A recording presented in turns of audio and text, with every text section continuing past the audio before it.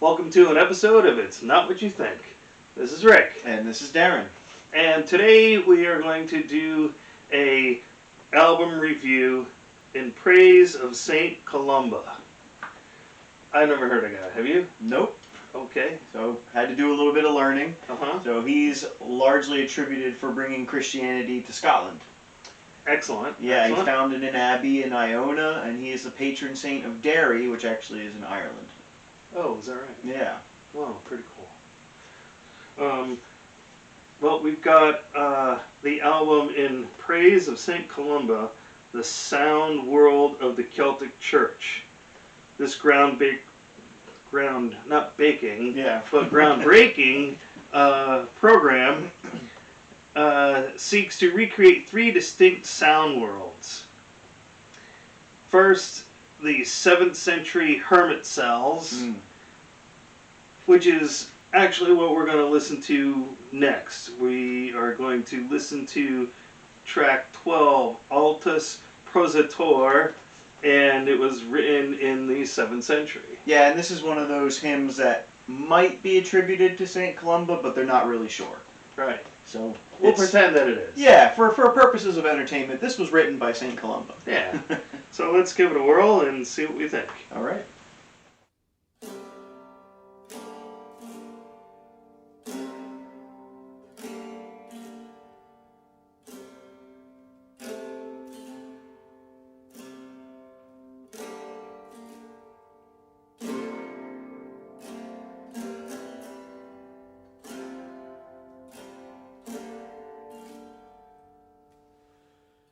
Altus prosator, fertus tus,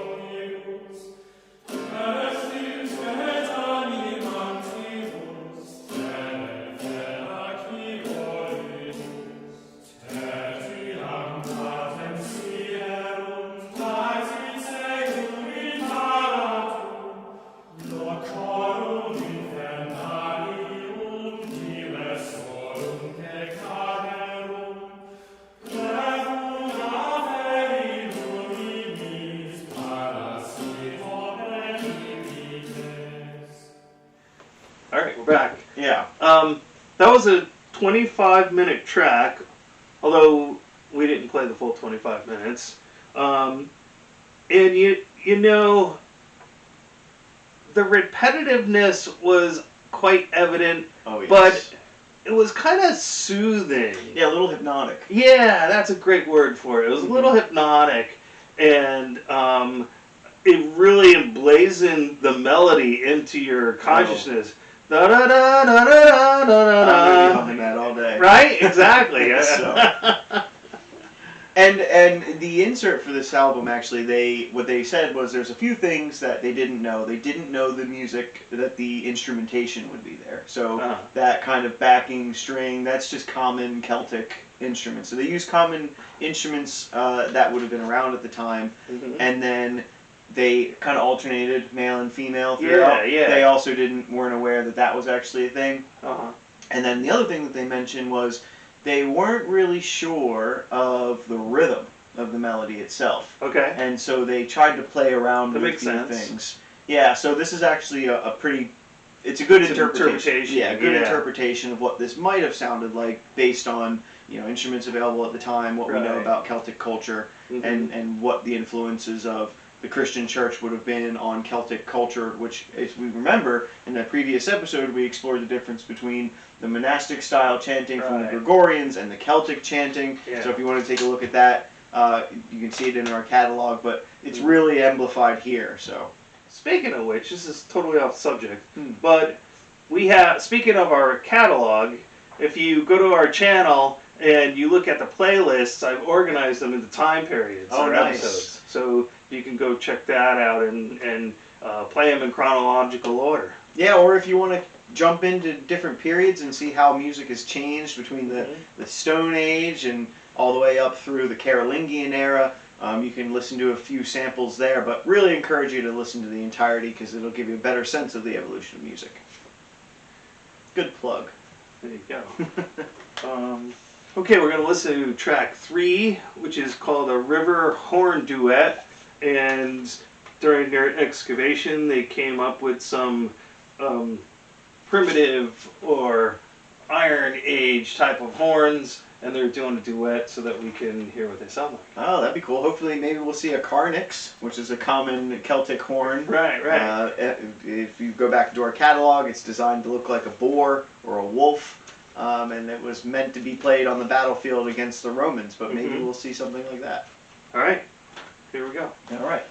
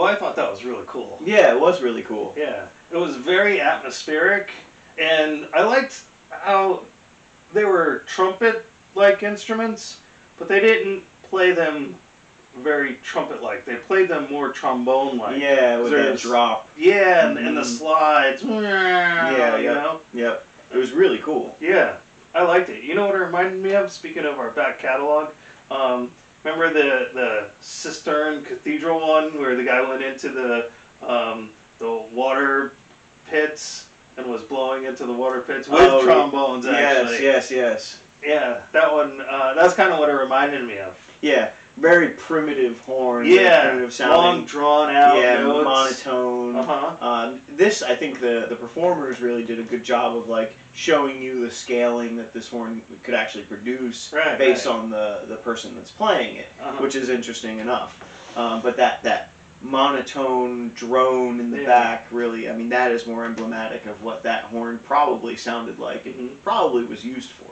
And not a very big presence, but the clicking at the end with the percussion instrument just really was like the cherry on top. It was like bells, like a cowbell almost. Right. Yeah. Yeah, really like made it from a 2-dimensional to a 3-dimensional piece, in my opinion. Yeah, you know? I agree. It was cool though. Yeah, it was. And interesting to see. This is actually a reconstruction of a horn that they found in a river. Right. So really interesting, historic piece. For those of you interested in Irish history. Speaking of historic pieces, the Auditor Laborantium. Yes. We're going to listen to that next. Another one potentially attributed to Saint Columba, although unverified. All right, we'll pretend that it is. Yes. All right, here's another one from Saint Columba.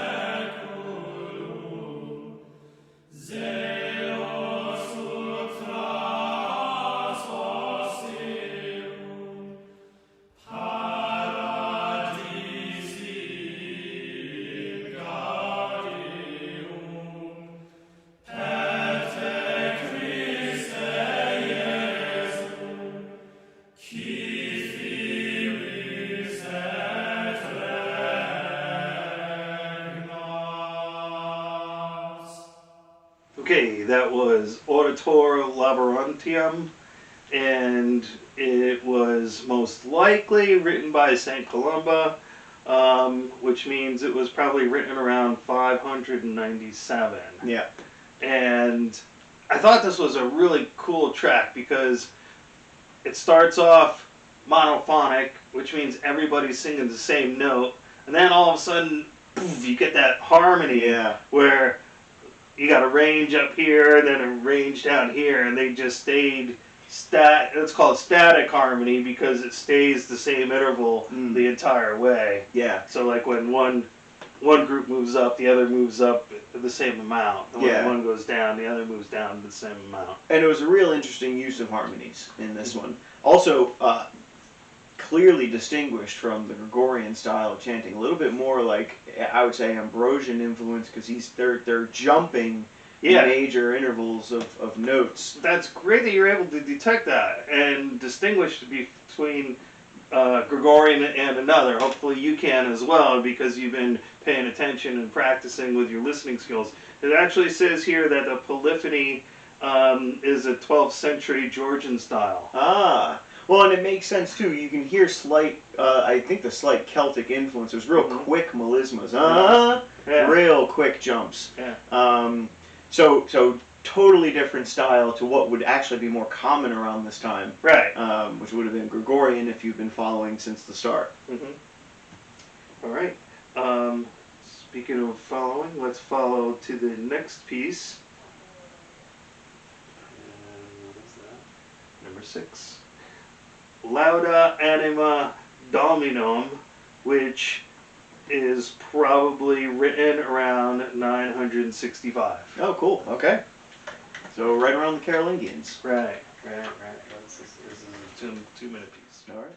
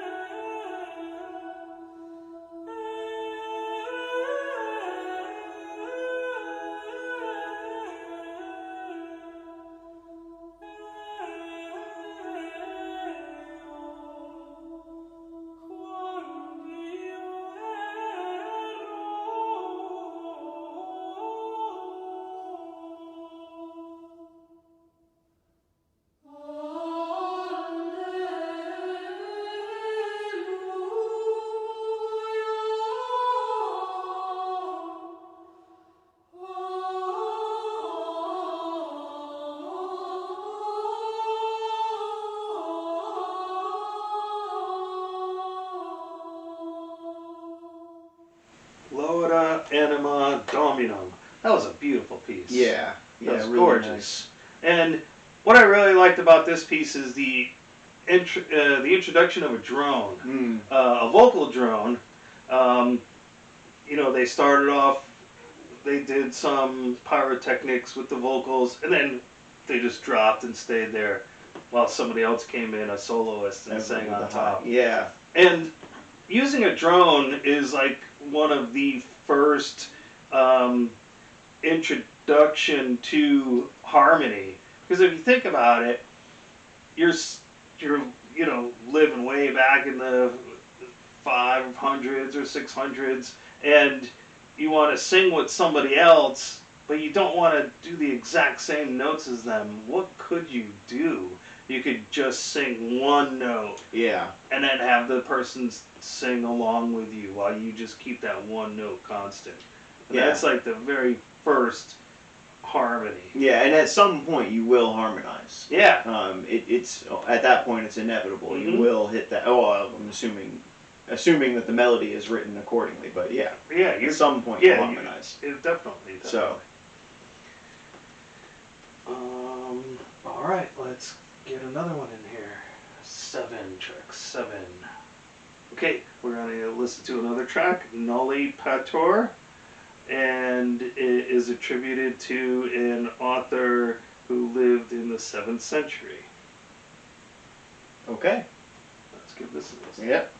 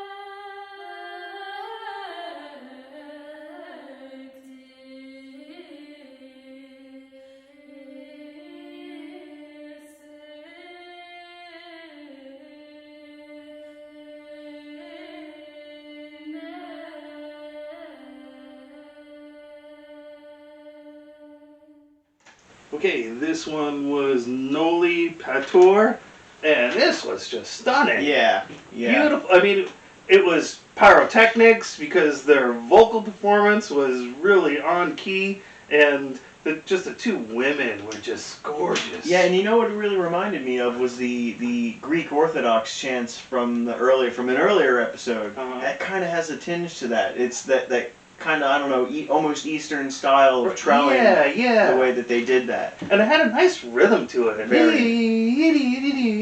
really nice. Yeah, really nice. And there was some wonderful pitch matching. Mm-hmm.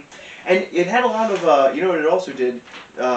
One of the singers would always kind of trail the other. They'd come into harmony. Yeah, almost like a fugue. Yeah. Or a round or something like that. Yeah, exactly. I noticed that. But then she caught up. Exactly. And now they're harmonizing. Right. It was really nice. Yeah, that was gorgeous. Did you like that one? Yeah, let us know in the comments what you thought of that song. Yeah, that was really cool. Okay, so we got one more to listen to. Contumus Omni Dei. Okay, sounds like something God.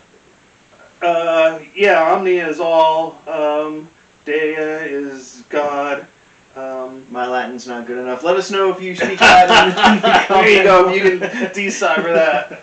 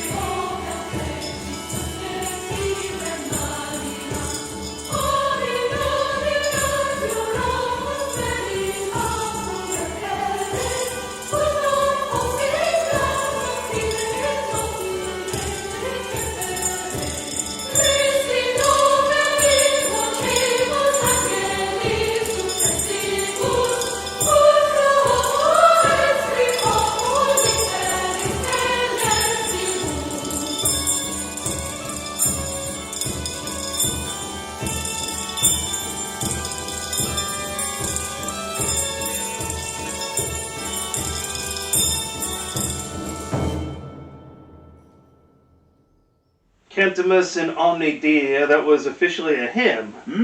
And it was written by now I apologize for butchering his name, Q Min of the Abbey of Iona, and it was written around 700.